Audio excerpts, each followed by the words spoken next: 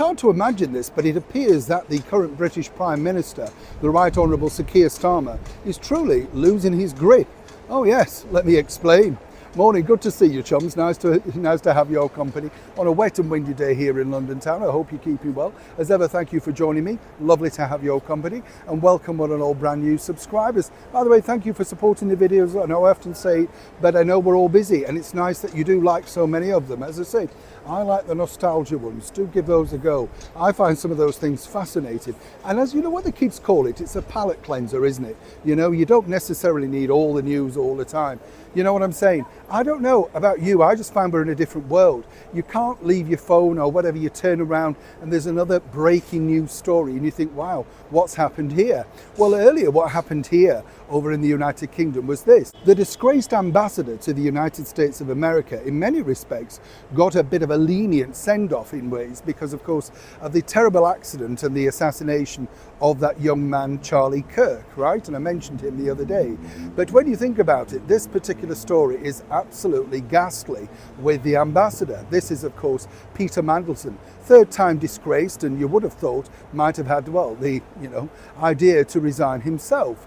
According to a very well-placed source, things didn't go really to plan. You see, Peter Mandelson is a man that likes the high life, and as I told you, he loves the power, the pressure, the sort of mingling, all that sort of stuff. You wouldn't necessarily put him down as an MP. He more likes this sort of aristocrat life, That was my sort of feeling when I've interviewed him on a number of occasions. But here's where it gets interesting, because I don't know if you know this, but in the last cabinet reshuffle, Ed Miliband, our energy secretary, I believe his title is, well, the bottom line was he refused to quit. Apparently Keir Starmer wanted to fire him, but he wouldn't go, so he kept the job. It was that simple. Maybe Lucy Powell should have done the same thing because she got bulleted. You get the picture.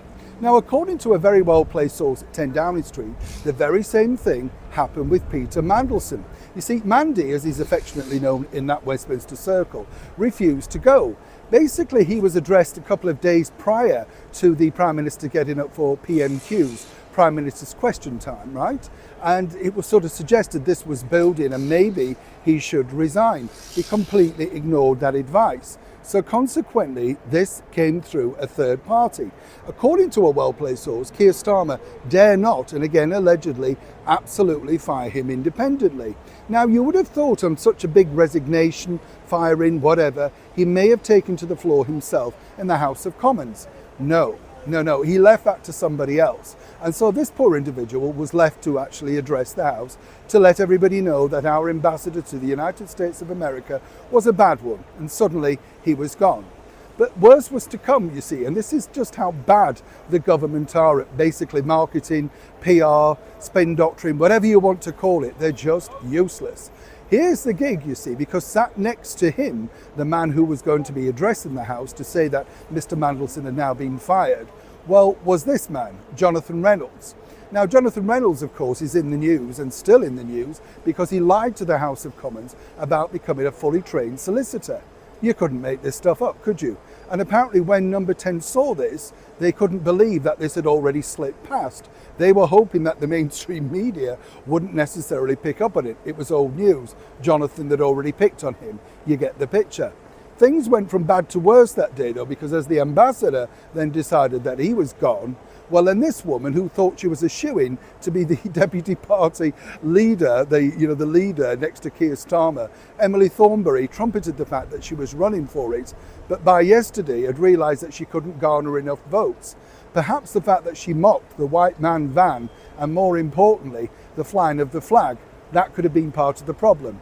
Either way, once again, many people are calling the judgment of the current British Prime Minister into, well, big errors and wondering just how much longer he truly can survive.